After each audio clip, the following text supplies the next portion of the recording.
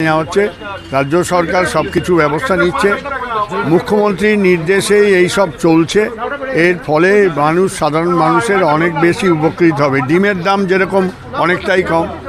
এবং কি ধরনের আপনারা সতর্কতা বা নজরদারি আপনারা কি ধরনের রাখছেন? আমরা বাজারে বাজারে ঘুরছি, হোলসেল মার্কেটগুলো করে নিয়ে তারপর রিটেলে নিচ্ছি।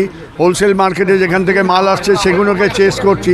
প্রশাসনিক দিক থেকে এবং ফিল্ড ওয়ার্ক করে আমাদের সমস্ত সরকারি ডিপার্টমেন্ট একসঙ্গে আমরা মুভ করছি। এতে বাজারের ওপরে মারাত্মক একটা প্রভাব পড়ছে বলে আমাদের ধারণা। কেউ কেউ করে, সেগুলো আমরা ধরেছি। কোলে মার্কেটে যেরকম 1000 টাকায় বিক্রি করছিল, 1000 টাকা পাল্লা বেগুন, ওখানে 200 টাকা কিলো, তার মানে 5 কিলো পাল্লায় হয়। তাহলে সেটা যখন আমরা চেপে ধরলাম 120 টাকায় নেমে এলো, 600 টাকা।